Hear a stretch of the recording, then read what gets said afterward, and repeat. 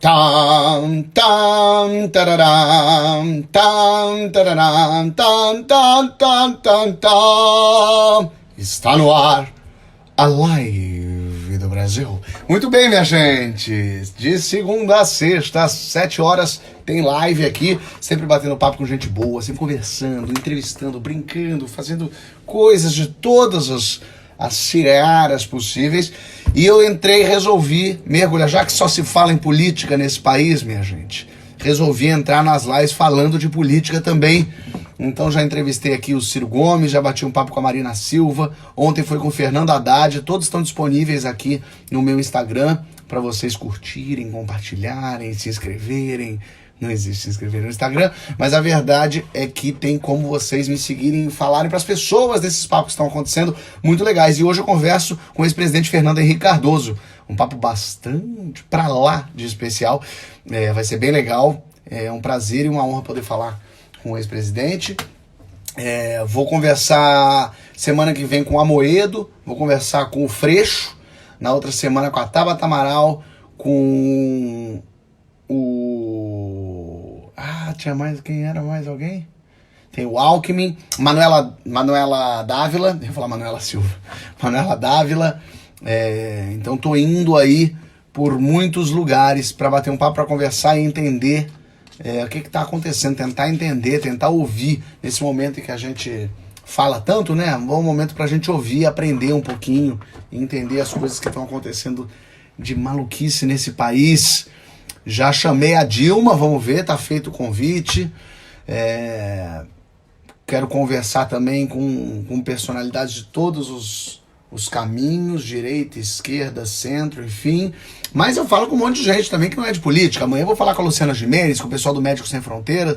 Vou falar na quinta-feira também com o Antônio Calone e com o João Kleber. Na sexta-feira tem Lília Cabral, tem Vanessa. Aí segunda que vem, aí já vira na semana que vem. Semana que vem tem Bruno Galhaço, tem Margarete Menezes, tem Maiara e Maraíza, tem o Freixo e o Amoedo que eu falei. Enfim, todo mundo perguntando do dólar. Até vou anotar, eu tenho um papelzinho que eu vou anotando coisinhas ao meio da minha conversa.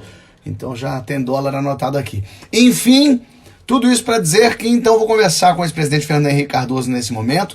Nessas conversas com o político, eu tiro os comentários, só para vocês não estranharem, para as pessoas não se exaltarem, para as pessoas não ficarem nervosas. Muitas pessoas não têm maturidade para isso. Então eu tenho tirado os comentários políticos e tem funcionado, tem dado certo. Então assim farei nesse momento. O Fernando Henrique, inclusive, criou um Instagram para participar do nosso papo, Presidente FHC. Eu vou até ver se o presidente já está por aqui. Deixa eu ver aqui. Se já estiver presente, já está entre nós. Então é isso que vai acontecer agora, minha gente. Vou tirar os comentários e vou começar nosso bate-papo. Luta, força, vamos nessa. Desativando os comentários. Opa, botei a câmera para lá. E agora sim, trazendo para dentro da conversa o ex-presidente Fernando Henrique Cardoso, que cai para a gente. Vamos torcer para dar tudo certo nessa conexão. Agora sim. Muito boa noite, muito boa noite. E aí? Tudo bem, um prazer. Como é que eu me refiro? Presidente, senhor, você, com que tipo de... É fácil, mais direto. Mais direto? Muito bem. Mas eu fui, eu não sou. Mas esse ex-presidente fica agarrado na gente, não é não? Fica, mas eu procuro tirar de cima de mim sempre que eu posso. É muito pesado. E não tem inveja de quem está lá, não. Deus me livre, nessa hora tá louco. Você se coloca, às vezes, no lugar do presidente que tá, não estou falando necessariamente do Bolsonaro, mas enfim, Dilma, Temer, Lula, você olha e fala, eu faria assim, ou você prefere nem pensar nisso, o problema já está com o outro? Não, eu prefiro não pensar, mas de vez em quando eu penso, né? Penso mais para compreender do que para criticar. Criticar é fácil, né? Enfim, para quem já foi presidente, não fica muito bem estar criticando o tempo todo. Mas eu procuro compreender, entender, vejo as dificuldades. Esse que está agora aí, coitado, Ele teve má sorte, né? Eu me lembro, quando, no meu tempo, o apagão de eletricidade. Eu levei um susto, eu não sabia. Eu tinha investido muito em energia, eu não sabia. Levei um susto. Bom, imagina o atual, imagina o Guedes, que é ministro da Fazenda, que vem com um projeto de fiscal, cortar gastos. Nesse momento vai aumentar gasto. Então, deve dar um desânimo danado, né? É, com certeza dá um desânimo, mas mais do que, coitado, ele pegou um corona pela frente, realmente ninguém tinha passado por isso antes, mas há uma inabilidade em lidar com tudo isso que é muito grande, né? Você falou que não gosta de criticar, porque é fácil criticar, mas dá para ver alguma coisa positiva no que tem sido feito? Não, eu acho que ele, para falar em português, claro, ele não sentiu ainda a cadeira onde está, não sabe o peso. Fala, tem muita retórica, fala muito, e quando fala, escorrega, né? Tem escorregado muito, né? E eu acho que realmente é uma coisa inacreditável você tirar o ministro da Saúde no momento da coronavírus. É insensato.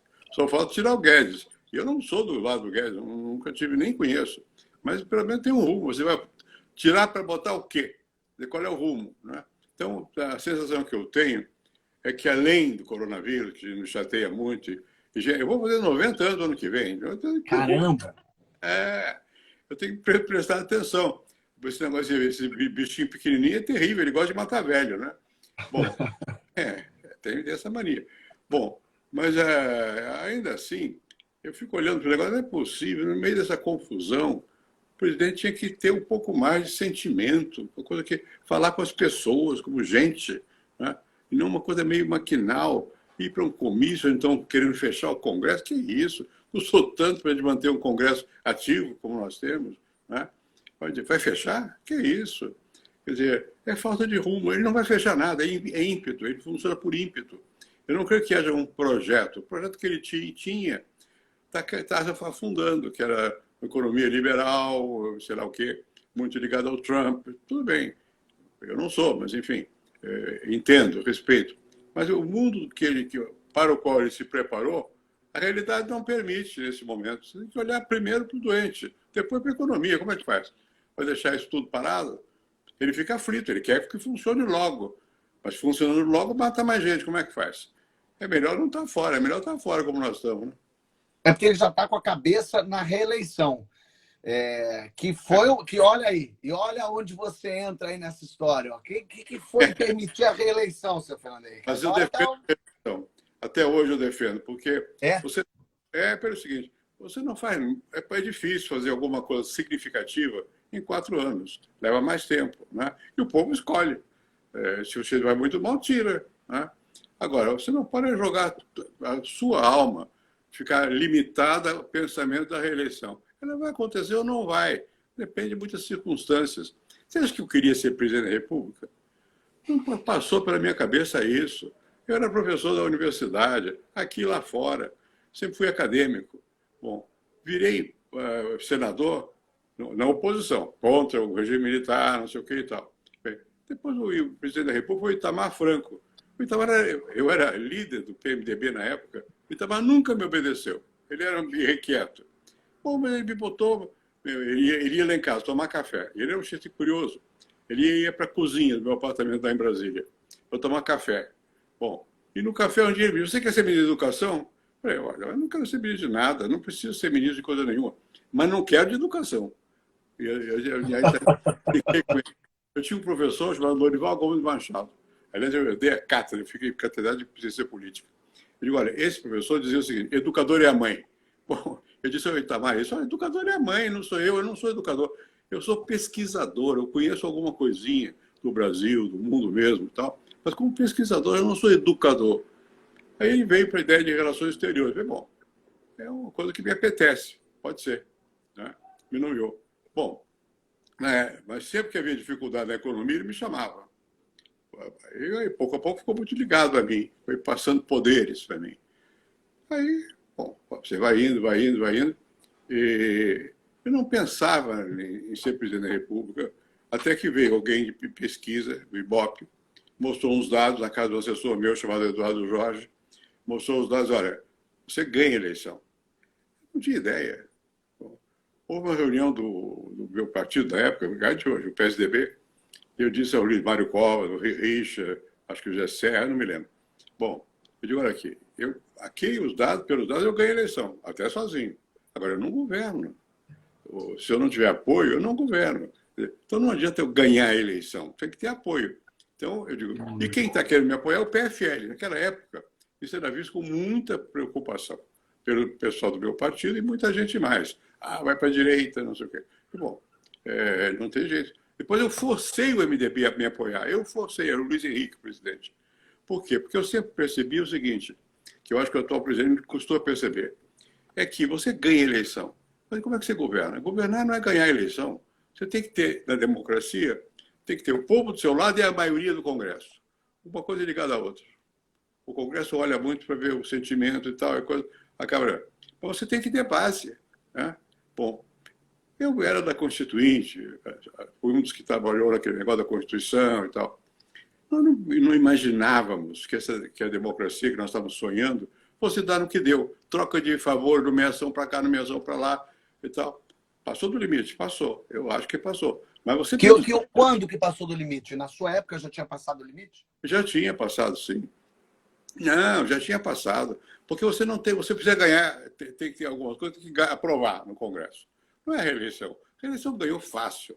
Ganhou no Senado, então, 90%, a opinião pública era a favor. Depois o que inventaram, não foi a reeleição. Mas era difícil, porque eu queria fazer algumas reformas. Por exemplo, reforma da Previdência. Fizemos pouquinho, alguma coisa. Foi difícil, mas tudo era difícil. Naquele tempo tinha um movimento muito ativo da reforma agrária. Eu era favorável à reforma agrária. Eu sou. Bom, mas o pessoal não queria saber de reforma agrária. Você tinha que ter maioria, não sei o quê. Então você faz algumas alianças. Sempre dá um trabalho. Eu procurei sempre manter o núcleo do governo com gente ligada diretamente ao meu partido ou a mim. A parte econômica inteira não teve nunca influência política. Itamaraty não tem influência política. Tirava. Agora, você tinha que dar alguma coisa. Bom, você dá no quê? Bom, era uma estratégia. Vamos dar, bom, alguns ministérios menos significativos. O mais significativo que eles queriam era transportes. Energia nem tanto, mas transporte. Bom, eu fui levando. Né? Isso que você falou, desculpa te interromper, mas, por exemplo, o que eles querem? Um ministério. Isso é uma coisa que o brasileiro hoje vê com olhos bastante parcimoniosos, assim, porque a sensação que dá é: estou me vendendo, estou para conseguir aquilo ali, então toma esse ministério, faz o que você bem entender, com gente que nem entende do que é transporte, faz aí. Isso aí, você olha hoje achando que não há como fazer diferente? Ah, sim. Como é que eu fazia? Às vezes você perde, mas o que eu fazia? O secretário executivo era do meu lado. Alguém que eu indicava, para segurar um pouco o jogo. Agora, uma vez eu perguntei ao Clinton, que é meu amigo até hoje, como é que é nos Estados Unidos? Eles suspendem a votação para o presidente negociar. Você tem que entender que no jogo do poder, você precisa ter apoio, tem que ter alianças, partidos ou pessoas. Né? Quando você tem uma ditadura, também tem, só que ninguém sabe. Estão escondidas. Aqui é aberto. E a nossa mídia critica com razão. Critica e às vezes exagera. Tudo vira Nacatomalá. Alguns Nacatomalá sempre vai haver. O mínimo possível. Você tem que ver. Você não consegue fazer tudo o que você quer. Você tem que escolher que área você vai se concentrar. No meu caso, eu tinha que combater a inflação. Era dado isso aí. Eu tinha que mexer na educação. O ministro da Educação foi o mesmo, Paulo Renato. Foi ministro durante todo o tempo que eu fui. 7, 8 anos. Ele ficou ministro. Saúde, foi o Serra. 5 anos de ministro. Nessas áreas não tem conversa, você tem que ter rumo. Então, o mais importante para o país é que o país tem que sentir que tem um caminho. Qual é o caminho? Você vai para cá. Nas margens, você pode fazer alguma concessão. Agora, a tendência foi ser o contrário. Tudo virou barganha. Aí não dá. Não dá. Quer dizer, o povo não gosta, a mídia não mostra, não é? O presidente atual veio com uma outra retórica, não a política. Está errado. Tem que ter sim a política, a boa política. Qual é o objetivo? Quais são os valores? No que você acredita? Está indo nesse caminho? Mesmo que haja pessoas que não estejam nesse caminho? Bom, agora o que ele está fazendo? Está tentando obter apoio do chamado Centrão. Centrão é o quê?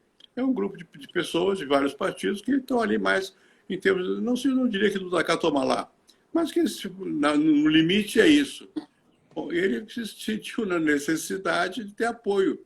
Ou você tem a espada e fecha o Congresso, não é bom, ou você tem apoio do Congresso. E você tem a mídia, tem a opinião pública. Você tem que jogar com tudo isso. Mas daí muita gente que apoia o presidente atual fala assim, mas aí como é que o coitado do Bolsonaro, como é que ele vai governar se a velha política toma conta desse Congresso, esse Congresso é podre, 90% de quem está lá dentro é corrupto, é ladrão, safado, então não tem como ele conseguir. Esse é um argumento que os apoiadores bolsominions usam com muita força. Assim. Como conseguir apoio se todo mundo lá quer alguma coisa? Eu sei, mas eu acho que é o seguinte: você não faz nada se você não tiver apoio da opinião pública. A opinião pública não é só a mídia, mas é o povo. Você tem que explicar o caminho. Hoje eu vou dar o mesmo exemplo que eu dei no negócio do apagão. O que eu fiz no apagão? Primeiro eu chamei todo mundo. Oposição, governo, todos os partidos e tal, lá no Palácio, não sei o quê. Depois falei com tudo que era empresário importante, com os sindicatos importantes. Mas o mais importante é explicar o país, pedir apoio à população. Você não tem outro jeito. Se você ficar isolado, é claro que não há vazio de poder. Quando o executivo não ocupa o espaço, ou o legislativo, ou o Congresso, ou no limite do passado, os militares, ocupam. Você tem que ter desempenho, não é? E tem que ter o apoio, não pode ser só do Congresso, mas tem que ser também do Congresso. E não adianta tapar o nariz. Política é assim aqui nos Estados Unidos, na França, na União Soviética, na China, só que num lado você vê, no outro você não vê. Você tem que dizer, olha, eu tenho um rumo, minha política é essa, vamos para esse rumo. Eu não estou baseado nesse Dacá toma lá, eu estou baseado na busca de um caminho. Eu acho que está faltando agora, eu não gosto de... É chato estar criticando sem parar, é fácil criticar, mas a situação é difícil. Mas eu acho que falta falar, explicar. Eu vou dar um exemplo mais simples. Agora, o ministro da Saúde, o anterior, eu não conheço. Nem o dono, nem falava. Certo ou errado, ele todo dia estava lá explicando, não sei o quê, vozinha mansa e falando. Não é? Bom, o presidente Bolsonaro tem frases curtas, rápidas. Ele dá ordem, não sabe. Eu não estou criticando, é o jeitão dele. Agora, ele foi eleito, ele tem legitimidade. Hoje mesmo, vi que parece que aquele ex-deputado Jefferson, não me lembro, que até foi depois a favor dele. Eu fui depois a favor dele, há anos atrás, num tribunal aqui. Bom, mas o fato é o seguinte, parece que o Jefferson disse que eu estou conspirando para fazer um impeachment para o presidente atual, Bolsonaro. É mentira, eu estou em casa, eu não estou conspirando coisa nenhuma. Então, mas não é só isso. Eu acho que eu participei dos impeachment, de alguns impeachment, né? Não é bom. Por que não é bom? Isso que eu ia perguntar. Me fala sobre impeachment, porque muita gente fala, eu vou te interromper para você completar aí a fundo. Muita gente fala assim, mas qualquer coisa também elege o Bolsonaro, tira depois, se não der certo, tira. Como se impeachment fosse uma coisa muito fácil, como se fosse a feira comprar tomate. Você que já viveu impeachment de perto, viu de perto, me fala um pouco sobre o que o estrago faz. O impeachment é sempre traumático, porque você vai tirar alguém que foi eleito e colocar alguém que é o vice em geral. Mas o vice que também foi eleito, o povo não sabe. Então você interrompe o jogo, né? Bom, então eu me lembro do impeachment do Collor. O Ulisses Guimarães estava muito ativo na época. Bom, nem ele nem eu queríamos impeachment no começo. Por causa disso, por visão histórica. Não é porque é a favor ou contra, tá? Quer tirar vantagem. Eu não sou desse estilo, nem o Ulisses era. Bom, até que o quê? Quando é que você tem impeachment? Quando o governo paralisa, não consegue governar, não tem maioria no Congresso, começa a não poder fazer nada.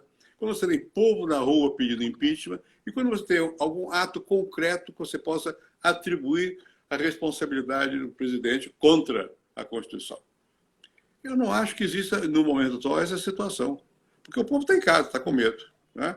Bom, o governo está governando, bem ou mal, isso é outra questão. Foi eleito. Né? Então, eu acho que é um complicador adicional. Pode haver... Eu não vou fazer força para que haja, porque eu acho que é traumático. Não fiz força para que houvesse nunca, nem no caso do Collor, nem no caso da Dilma. Nem no caso da Dilma. Embora eu tenha... Mas o PSDB fez bastante, no caso da Dilma fez bastante forte. Não, o PSDB apoiou, eu tinha que apoiar, porque havia essas condições. Ela não tinha mais condições de governar. O nosso sistema é presidencialista, se fosse parlamentarista, cai o governo, aqui não cai o governo, cai o presidente, é uma violência. aparece como uma violência, mas você tinha gente na rua, tinha movimento, né? Bom, eu não estou dizendo que não possa haver, pode, você já não, eu participei, eu vi acontecer impeachment, você muda de opinião, você acaba apoiando, dependendo da situação do país. Agora, não é um projeto, para mim não é projeto tirar o presidente, o projeto é outro. Primeiro, é a pandemia que está aí, cuidar das pessoas que estão doentes que precisam. Segundo, evitar que a economia sofra um colapso. Pode sofrer, pode sofrer. Esses são os objetivos, né? A futricaça política, a futricalia política, vem depois. Mas você acha, então, que hoje um impeachment causaria mais mal ao país do que o Bolsonaro ficar até o final do mandato dele? Eu acho que nas circunstâncias presentes, sim. Presentes. Ele pode criar situações que ele não tem alternativa, que ele mesmo vai criando, né? O seu familiar, sei lá o quê, né?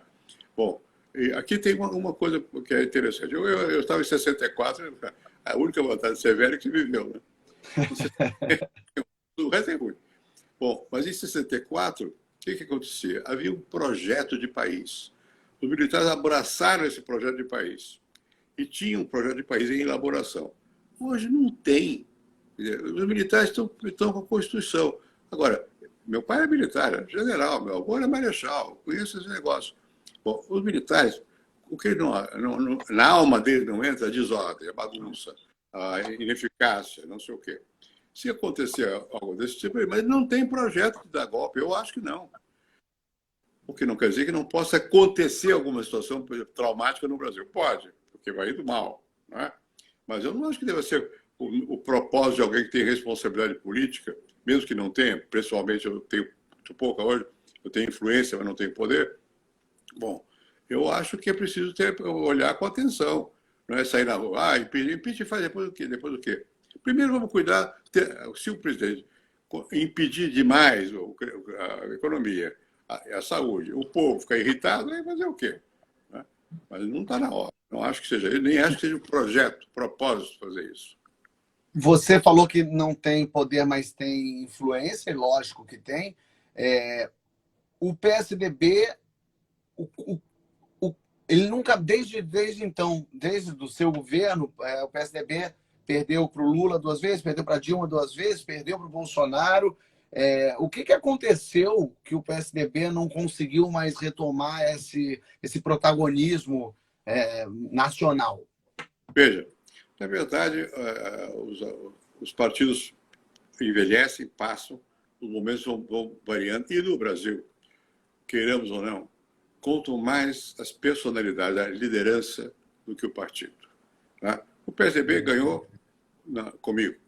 Ganhei do Lula. Era difícil ganhar do Lula. O Lula sempre foi uma pessoa com loquacidade. Eu conheço bem o Lula. Com loquacidade. E naquele momento era um sonho. Né? Bom, por que eu ganhei? Eu ganhei porque eu tinha segurado a inflação. E porque enfim, tenho uma certa capacidade verbal. No Brasil, se você não tiver verbo, está perdido.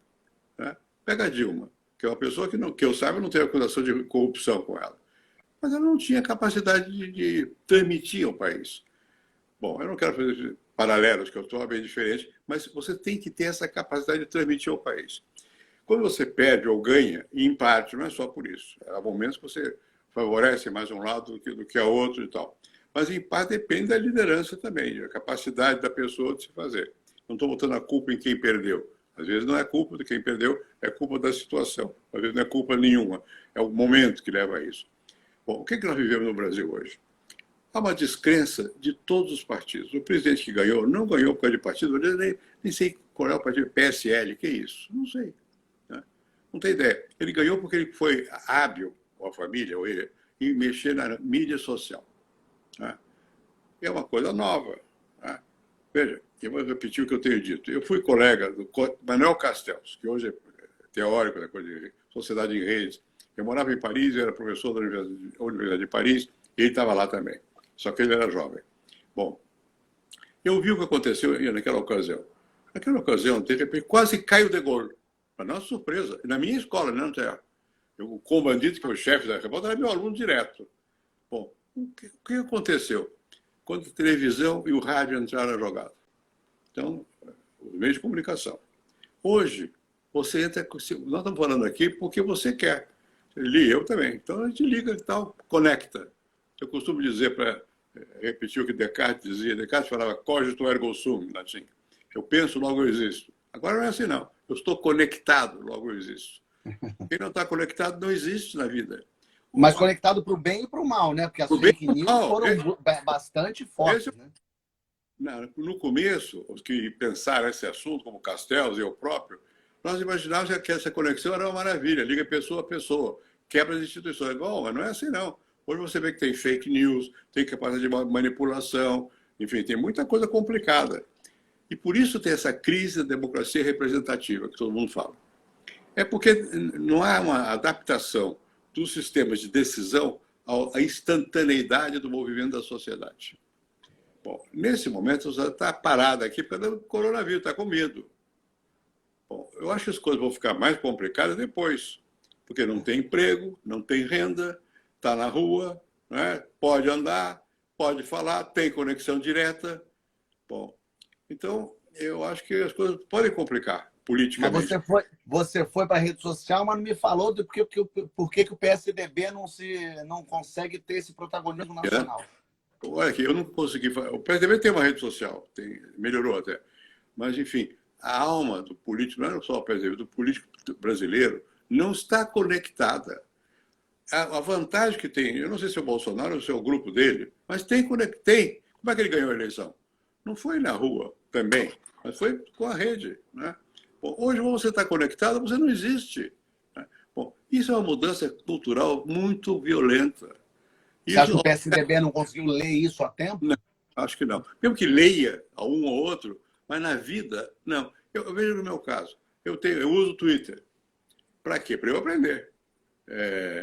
Você aprende o seguinte, não é fácil dizer alguma coisa. Depois você descobre que é melhor não dizer nada. É expressar o sentimento.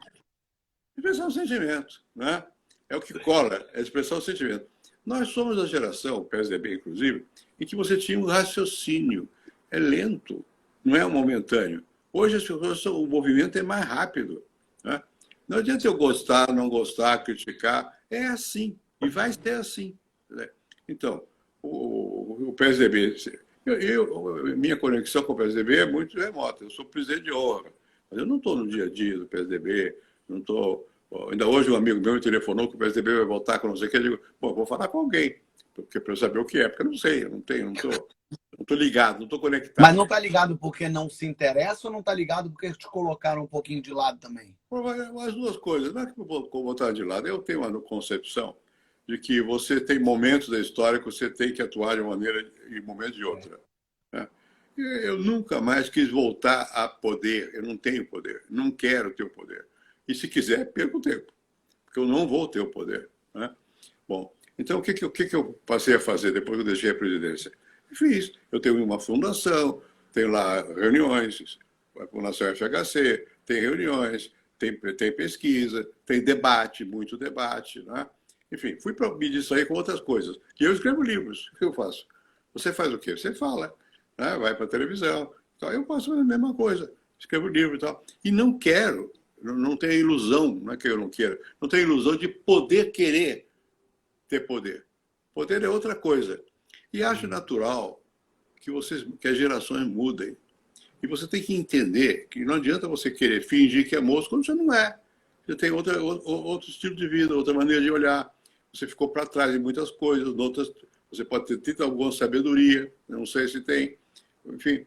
Mas o fato é que quem vai crescer é uma geração nova. Tem que prestar atenção, mesmo nessa confusão que nós estamos aí, muito grande, então o próprio Bolsonaro representa uma ruptura. Eu não votei nele, todo mundo sabe, se não sabe eu repito, não votei nele. Eu não leio o voto, primeira vez na vida. Por que eu não leio o voto? Porque eu também não acho que o PT fosse a solução. Porque o PT envelheceu também. Assim como o PSDB, o PT envelheceu. Pertence a outro momento da nossa história. Eu acho que vai virar uma nova geração. Está vendo? Você é jovem, mas não é por isso. Tem muita gente jovem, não é só jovem de idade, de cabeça. Tem capacidade de entender o que está acontecendo. Bom, mas eu acho que isso é quase que inevitável. Existe uma mudança de geração. E nós estamos no meio dessa crise com uma mudança de geração. Tem governadores ativos, que são mais moços, têm mais energia, que desejam, querem, talvez venham a ser presidente. Precisa de liderança. Eu estava dizendo e vou repetir. A nossa sociedade é sabidamente fragmentada. Você tem mobilidade social muito grande, é bom isso. Os partidos não representam mais, porque ficaram um pouco fossilizados. Bom, agora, você não vive sem que haja alguém que expresse o caminho.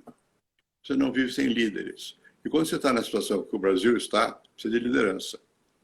Precisa de liderança. E olha, eu sou sociólogo, eu sei que as estruturas pesam, os partidos, os trabalhadores, o empresariado, eu sei tudo isso. Não obstante, como um movimento se dá quando pessoas vocalizam o que está imanente na sociedade. Precisa vocalizar, precisa ser capaz de significar, simbolizar. E o Bolsonaro conseguiu fazer isso? Eu acho que ele conseguiu. O que ele conseguiu? Não a velha política, barra o PT. Foi o que ele fez. Ele se elegeu pelo negativo. Não o que está acontecendo, não pelo positivo. Eu acho que agora nós temos que preparar o futuro, o positivo. Né? Esse positivo não vai ser preparado por mim, por você, por gente mais jovem e por muita gente. Mas alguém vai ter que simbolizar isso. Né? Alguém vai ter que expressar, falar, dizer, ter gesto. Política é gesto e é palavra.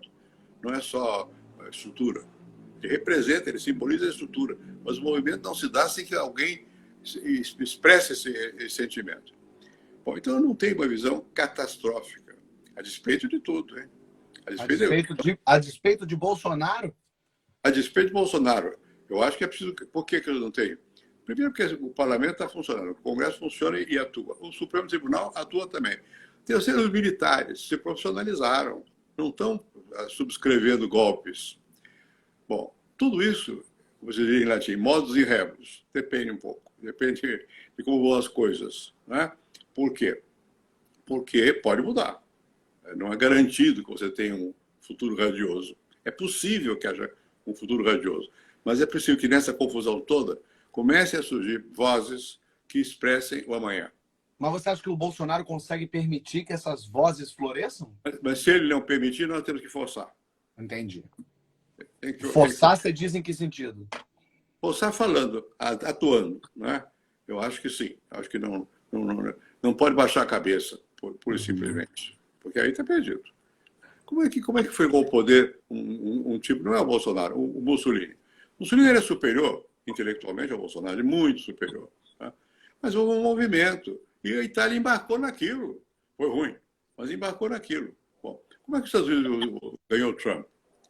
Porque America First, primeiro para nós. Né? Um isolacionismo, um certo sentimento, e chega de muito atenção à questão racial, não sei o que interessa é dinheiro, é ganhar, vender, já. Ganhou a eleição. Bom, eu acho que... Vamos ver o que vai acontecer nos Estados Unidos agora com a eleição. Se ele ganhar de novo... Acha que o Trump vai ganhar, né? Ele pode ganhar, mas se ele ganhar de novo, é ruim para nós. Eu digo para mim, para quem pensa como eu. Porque vai ter influência aqui, indireta que seja. Não é só aqui. Você veja na Europa também. Quantos têm uma orientação dita de direita? Muitos. Né? E você tem outros que não são de direita, mas são autoritários também. Aqui, nós somos ocidentais. Eu custei muito a entender esse negócio. Eu fui criado noutra época em que nós tínhamos a ideia do Estado Nacional, economia nacional, desenvolvimento, autonomia, e o inimigo era o imperialismo. O inglês, o americano. Muito bem. Eu fui para a Europa, na França, minha formação foi mais europeia do que americana, e fui para os Estados Unidos, isso há mais de 50 anos. E eu gostei dos Estados Unidos. Eu fiquei com raiva de mim. Como é que eu vou gostar daquilo que é o inimigo? Porque, na verdade, o Brasil pertence ao Ocidente e, no Ocidente, ao Novo Mundo. Essa ideia de liberdade não vige em toda parte. Na China nunca houve tanta aspas de liberdade como hoje. Mas não é o sentimento da cultura chinesa. Bom, essas coisas existem. Você tem também os polos culturais. A Rússia, de alguma maneira, eu conheço o Putin. E me impressionei com ele. Eu passei uma semana lá com ele, no Kremlin, quando era presidente. O Putin, ele significa a Rússia profunda, que é autoritária, autocrática, que tem medo de ser invadida, porque foi várias vezes. Né? Quer se defender. Então você tem que entender isso. Quem me conversou sobre isso comigo foi o Clinton, em Camp David, que é a casa de campo dos presidentes, uma noite que estávamos lá. Né? Ele disse, olha, presta atenção, a gente quando vai a um país tem que perguntar do que eles mais desejam, o que eles têm medo. São as duas perguntas-chave para entender. Interessante. E a cultura pesa também. A história, a experiência pesa. Você não tem consciência disso, mas pesa. O Brasil queria crescer, quer crescer, né? Quer mobilidade, não sei o que e tal. Então, a liberdade é uma coisa que aqui se preza. Apesar de tudo, as pessoas querem liberdade. Né? E a expressão política dessa liberdade que nós temos na mão é a democracia representativa, que está em crise no mundo todo. Então, como é que vamos sair dessa? Não está fácil. Não está fácil. Mas é difícil você impor aqui. Às vezes eu estava lá em Brasília, ó, não adianta ele pensar que vai mandar em todo, ninguém vai obedecer. Você pode dar a ordem, ela morre no tempo. Você falou de direita, de esquerda, a gente vive essa polarização exacerbada no Brasil, e muita gente votou no Bolsonaro, na verdade, o anti-PT. Ele era o não e não o sim. Se perdeu essa ideia do que é direita ou esquerda? Eu vejo pessoas falando de esquerda e direita tão de qualquer jeito, como agora o Moro é de esquerda, e não sei, parece que o Bolsonaro é tão extrema-direita que o PSDB virou esquerda. Eu queria entender um pouco, na sua visão, de o que é esquerda e direita, e onde você se encaixa nesse meio e o que isso faz de positivo e negativo para o país. Vamos lá. O Bolsonaro não é para ser de direita. Os conservadores são de direita. Muito bem. Ele não é conservador, ele é atrasado. É outra coisa. Isso eu aprendi com o Sérgio Buarque de Holanda. Ele estava examinando uma banca de concurso aqui. E ele falava do Marquês do Paraná, não sei o quê, daquele período. E ele dizia para a pessoa que estava fazendo o exame lá com ele, mas o senhor não percebeu que esse fulano não era de direita, não era conservador, ele era atrasado. É assim, esse aí é atrasado. Quer dizer, pensa, agora inventaram que tem um tal de globalismo, que eu não sei o que é. É uma loucura.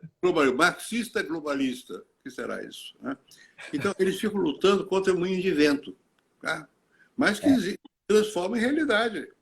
Porque eles vão pensar, você, por exemplo, vai dizer que você é comunista. Eu também, nem se fale. Né? Não tem sentido, é bobagem. Né? Então, eu acho que você pode ter gente de direita ou de esquerda, mas tem que ser sensato. Tem que ficar no mundo do real, não no mundo puramente imaginário. O inimigo quer haver conspiração, problema para todo lado. Não é? Bom, não é que inexista.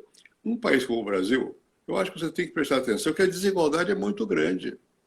Olha aqui, eu comecei a vida fazendo pesquisa sobre negro. Eu fui assistente, fui aluno de um francês chamado Roger Bastide, e do Florestan Fernandes. Então, minha vida foi de sociólogo no campo, sobre negro. Negro em São Paulo, negro no Rio Grande do Sul, no Paraná, não sei o quê e tal. Então, você começa a perceber como é a sociedade brasileira. Ela não só não é igualitária, como ela nem percebe. Ela acha que é natural ser assim. Né? Bom, o que é grave. Então, eu acho que tem que prestar atenção. Se você...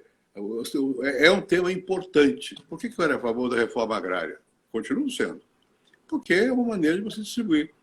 Você tem que distribuir. A concentração de renda aqui é muito grande. É melhor que haja medidas de distribuição de renda. Então, na hora da crise, está vendo. Agora todo mundo vai receber não sei o quê no banco, não sei o quê. Na crise fica todo mundo keynesiano. Solta. Mas eu acho que é preciso prestar atenção que existem diferenças. Tem gente que é, aspas, de direita, mas tem noção da desigualdade. E tem gente que é de esquerda e não tem noção da desigualdade. É importante ter noção da desigualdade. Você é importante, por consequência, ser capaz, competente, para tomar medidas que levem ao crescimento. Porque sem crescimento, não tem jeito. As pessoas se aferram ao que têm, não vão distribuir nada. No crescimento é mais fácil. Não é necessário, mas é mais fácil. Então, você tem que ter pessoas que entendam o jogo da economia, que é complicado. A globalização é um fato novo, não havia globalização. Né? Eu escrevi um livro há muitos anos, com um colega meu chamado, já morreu, Enzo Faleta, Dependência e Desenvolvimento na América Latina. Eu estava escrevendo agora sobre isso. Sobre isso, não, a respeito. E, naquela época, não havia o conceito de globalização. Nós estávamos discutindo, na verdade, um mundo que se globalizava, mas nós tínhamos só a ideia de multinacional, de trust, cartel, não sei o quê, não via a ideia de globalização como é hoje. Então, o mundo mudou muito. E se as pessoas não percebem que esse mundo é assim, e como é que você vai fazer o melhor para a economia do seu país, pensando em termos de política, dentro desse mundo, você vai tentar fazer para um mundo que não existe, você vai quebrar a cara, de direita ou de esquerda. Também quebra a cara. Quer dizer, mesmo de esquerda, põe lá um de esquerda, que ache qual foi a vantagem que teve o Lula. É que o Lula não é de direita nem esquerda, não é nada, ele é ele. Ele percebe a situação, tem sensibilidade. Se perdeu, eu acho. Não vou manter em detalhe. Se perdeu. Não precisaria ter se perdido. Né? Agora, é porque era de esquerda. Mas que horas que ele se perdeu? Ele se perdeu logo no início? Não, Ou ele se perdeu? ficou muito...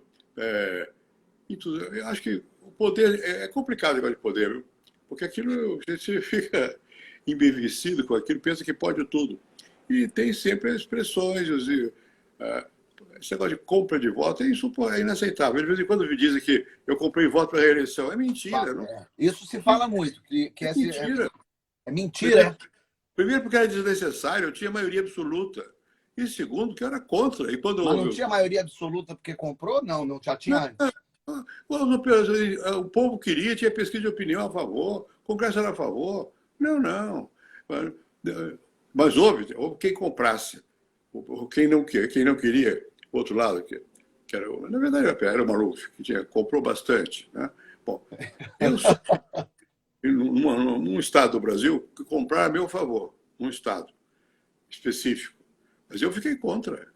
Eu não queria aquilo. Né? E, na verdade, pergunta a Marina quem que eu apoiei lá.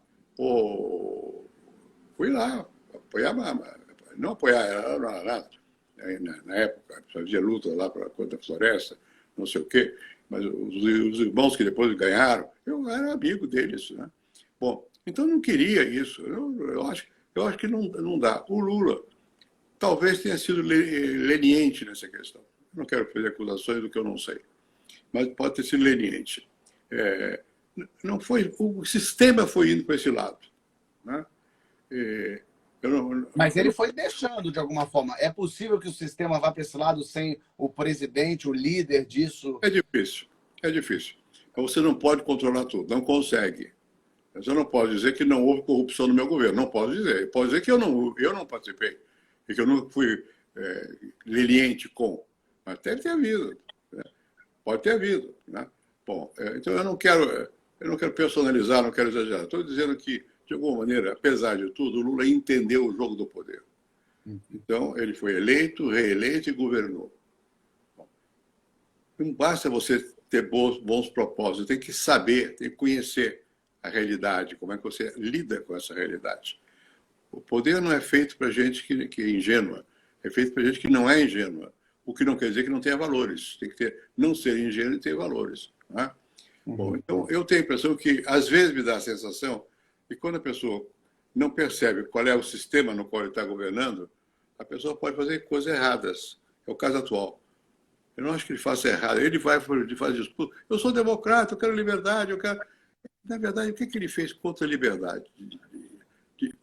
De mídia, não sei o quê. Não tem, nós temos liberdade. Eu já vivi em regime que não tinha. Eu tinha medo. À noite, em minha casa, eu morava aqui em São Paulo, num bairro, enfim, de classe média alta, tocava à noite a campanha, eu tinha medo, podia ser polícia.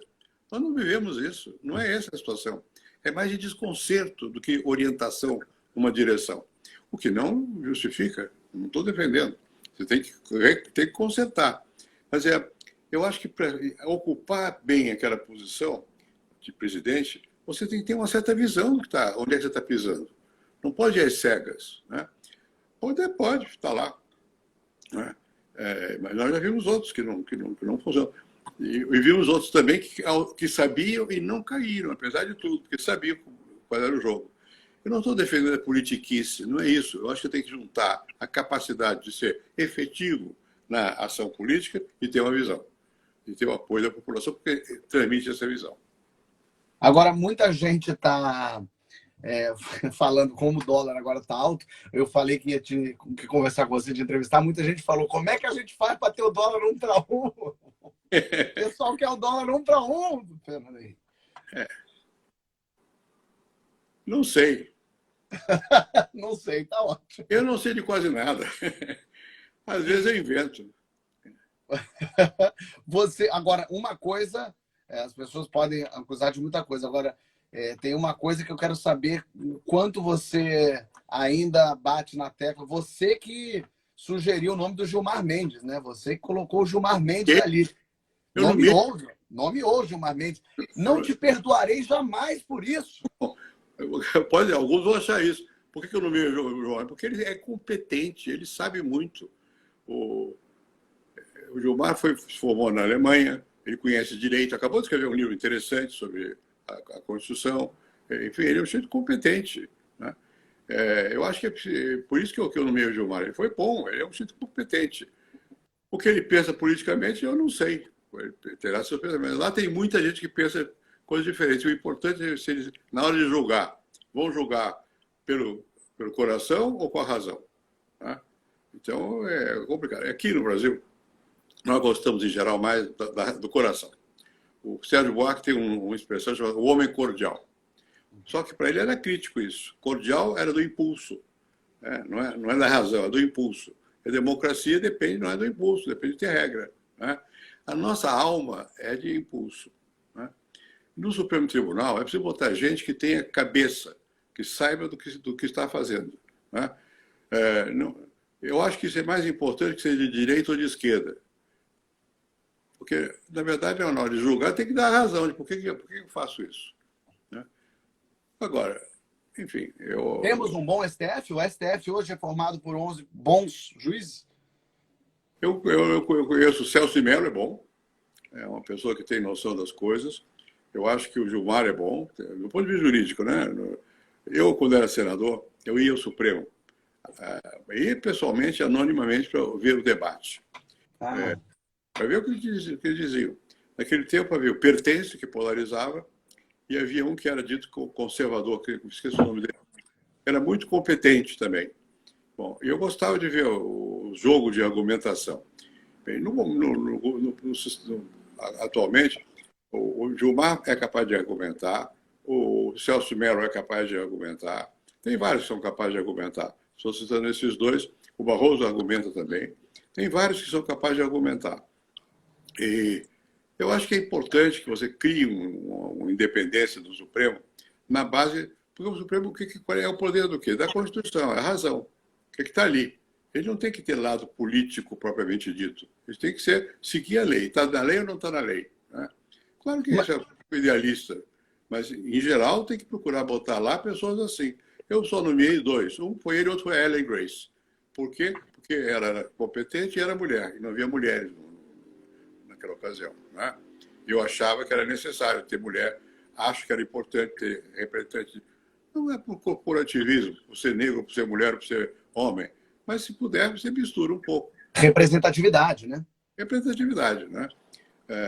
Então, e eu sempre respeitei o Supremo Tribunal. Sempre. Também não tive problema muito grave para resolver, não. Mas, por exemplo, no Supremo, uma vez houve o negócio do apagão. Então, chamei o Gilmar e os outros assessores meus e propusemos uma medida provisória, sei lá o quê. Bom, que tinha que passar pelo crivo do Supremo. O ministro, não vou dar o nome dele, não, que era mais amigo meu, que via tomar uísque lá no Palácio, votou contra. E deixou de ser meu amigo por isso? Não. Não. Continuou. Mas votou contra. Mas e ele ficou muito fulo da vida para usar falar. Na redação, deu palpite. E ele era contra. Fazer o quê? Mas eu respeito. Eu respeito. Se é contra porque tem opinião, porque está lá, tudo bem. Eu vou lutar ao contrário. Mas acho que se você não tem algumas instâncias que você respeite, não funciona. Né? Pega o Congresso. Eu fui senador. Bem, era outra época. Estava lá, eu gostava muito do Afonso Arinos, que era senador também. Eu fui à comissão de sistematização, da Constituinte. O Arinos era o presidente, eu era vice.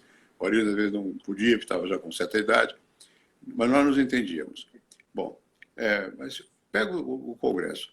O Congresso, no tempo do meu pai, foi deputado. No tempo do meu pai, tinha maior nível, digamos. Por quê? Porque representava menos. era menos no Brasil, era a classe dominante lá. Com o tempo, eu vi a abertura que foi acontecendo no Congresso. Hoje, o Congresso representa mais do que no passado e, por isso mesmo, o Brasil é desigual, o Congresso é desigual. Como é que você resolve essa confusão? Tem que ter liderança. No meu tempo, era o Ulisses Guimarães que dava as cartas. Não era só ele, mas ele tinha uma força enorme, né? Muito maior do que nunca teve voto. Por isso, para ganhar a eleição aqui em São Paulo, a deputada era difícil, mas ele tinha poder, tinha capacidade, liderava. Né? Bom, eu vejo agora no Congresso, por exemplo, o Rodrigo Maia. Conheci bem o pai dele, o César, que era impulsivo e tal. Conheci a mãe dele uma vez só. Nos Estados Unidos jantamos, era chilena. O Rodrigo tem equilíbrio. Ele é um mata-borrão, me parece. Eu, no passado, eu não achava isso, quer dizer, não achava, não tomava ao pé da letra. Ele mostrou que tem uma certa liderança. Né? Eu não conheço, mas pouco, o atual presidente do Senado. No passado, era Antônio Carlos, que se revezava com Jada, não sei o quê. Pessoas competentes, difíceis. Todo político desse nível não é fácil.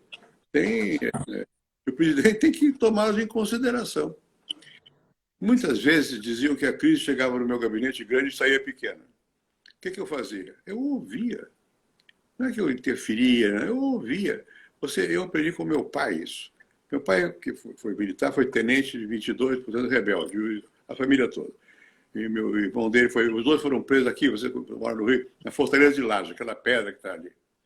E meu pai me contava que ele começou a conversar com um soldado que tomava conta dele e do irmão. E através disso falava com o irmão. Bom, é preciso que as pessoas sejam capazes de falar, de ouvir, prestar atenção. Para quem é presidente não é fácil. Eu me lembro que no meu tempo eu ouvia muito um senhor que tomava conta da piscina do Alvorada. E as empregadas, havia uma especialmente, Dalina se chamava, que eu levei do Itamaraty para lá. Bom, essa me falava com mais liberdade. E tinha um garçom, havia vários. Eu tomava café lá em cima, no segundo andar. Bom, vi um garçom que conversava comigo. Esse era mais franco, não me lembro nem o nome dele. Porque é muito difícil o presidente saber o que as pessoas pensam. Vai a você para dizer o que você sabe, para te agradar. Você tem que pegar pessoas que te digam a verdade. Pelo menos a verdade, o que elas sentem. Eu tive uma assessora chamada Ana Tavares, de imprensa. Bom, a Ana era muito desbocada, dizia o que queria. Bom, eu mantive 8 anos, e eu gosto dela até hoje. Porque ela dizia as coisas. Às vezes você leva um susto. Mas se você não for, se você achar que você está ali, que você é rei, está perdido. Você acreditar que tem todo o poder, está perdido. Não tem. Você tem que jogar com os fatores reais da sociedade. Não pode ficar na sua bolha, né? Eu sinto muito que o presidente hoje vive no mundo dele, que ele acha incrível. Isso é péssimo. Para ele também. Pode acabar se confundindo porque está na bolha. Mas a tendência é ficar na bolha. É muito difícil você ter acesso à real opinião das pessoas. O que eu fazia da presidência? Eu ouvia, chamava, não sei o que, as pessoas falavam. E sai feliz da vida, só porque foi ouvido. Né? É importante ouvir. Né? Mas tem que ter estômago para ouvir o Antônio Carlos Magalhães, para ouvir Jader Barbalho. Não tem que ter uma força. Mas não tem outro jeito. Se não tiver estômago, não vai ser presidente. Não tem. Vai para outra função. Se você quer ficar... Ou então você é ditador, isso é outra coisa. Né? Mas pega aqui no Brasil, Getúlio. Eu conheci pouco Getúlio. Eu tive um tio, avô e um primo que foram ministros do Getúlio. Bom, o Getúlio, não pense você que ele não ouvia. Ele ouvia. Ele sabia distinguir, ouvir, manobrava. Ele veio do sul, do Rio Grande, tinha positivista, um impulso autoritário, é verdade. O mundo pesa muito nas decisões. Eu vivi num mundo democrático. O nosso mundo atual está na dúvida. Não se sabe muito bem como é que ele vai ser. Estamos vendo a Europa está meio desconcertada. Eu conheço muitos dos líderes lá, conhecia. Mas ainda conheço alguns. E os Estados Unidos estavam também pelo voto, elegeram Trump, como aqui. Enfim, essa onda é uma onda por causa da mudança grande da sociedade. As pessoas nem têm noção. É porque as instituições estão tateando. Então, é perigoso, porque pode vir uma palavra de direita, reacionária, que não dê atenção à maioria, ao povo, ao pobre. Pode ganhar. Pode ganhar. E mesmo que não seja assim, eu não sei se o Bolsonaro não dá atenção ao povo. Deve ter alguma empatia, senão eu não ganhava. Mas eu talvez tenha que entender mais a realidade em que ele está pisando. Né? Por que os militares, bem ou mal, têm uma noção da realidade? Porque eles andam muito pelo Brasil. E tem um dado, vou defender. Eu sempre fui perseguido, perdi cátedra, fui para o exílio, tudo. Não tem nada com eles. Agora, tem o seguinte, eles têm uma noção de companheirismo, porque vão nas suposições que vão para a guerra. Tá? Então, ele não vê o outro como inimigo. Eles tentam entender. É mais fácil para eles entender. Andam pelo Brasil. Tá? O que eu aprendi no Brasil não foi porque eu era professor da USP. A USP estava lá em cima. Não, é porque eu era professor de campo, eu fiz pesquisa sobre negro, fui fazer pesquisa no Piauí, na negócio da Transamazônica, fiz pesquisa no sul do Brasil, né? Conheço bem o interior do Brasil, Goiás, não sei o quê. Pesquisa, vê as pesquisas. Você tem... Meu pai dizia uma coisa que eu gosto de repetir. Os que leem sabem muito, os que veem, às vezes, sabem mais. Não basta ler, tem que ver, tem que sentir, né? E para você ser político, os políticos geralmente leem pouco e sentem muito. Né? Mas não dá para você ser um estadista, um bom político, se você não tiver alguma noção também de leitura. Não saber para onde vai o mundo. Tem que saber. Você tem que estar... Da onde veio também, inclusive, né? Como? Da onde veio o mundo também. Como é que a gente chegou até aqui, né? Claro. Né? E eu tive, talvez por injunções da vida, eu vivi em vários países. Eu vivi aqui, vivi no Chile, vivi na França, vivi nos Estados Unidos. Enfim, vivi na Inglaterra. Isso me obrigou a ver diferenças. Bom, isso é importante. Você tem que olhar para perceber a diferença. Às vezes você tem... Aqui o Brasil está cheio de diferença. As pessoas não veem a diferença. Tem que notar a diferença. Né? E isso você não aprende no colégio. Tem que viver. Tem que ter experiência concreta. Né? Tem que rodar. É claro, e quando você está no poder, você tem que entender que aquilo é transitório. Ou senão, ou seja, a monarquia é outra coisa, mas aqui não. Aqui é transitório, é uma sociedade muito jovem, que muda muito, tem opinião, tem ondas, tem não sei o quê. Então você tem que entender essa coisa, né? E você não faz o que você quer, você faz o que você pode, mas tem que querer alguma coisa. Não pode ir atrás, tem que querer. Enfim, é fácil falar, só é difícil fazer. Exatamente. O que vai acontecer é o seguinte, agora a gente vai já se encaminhar para o fim, só que o Instagram, a live, ela termina com 1 hora automaticamente. Então o que eu vou fazer é o seguinte, eu vou desligar e voltar para a gente terminar esse papo, para a gente acabar. Eu prometo que você vai jantar já, mas eu vou desligar e aí volto só para... Aí você volta para fazer... Esse negócio, pode fazer. Tá bem. Então já vem. Daqui a pouco. Vocês que estão seguindo a gente também, vou encerrar e volto em 1 segundo. Não saiam daí.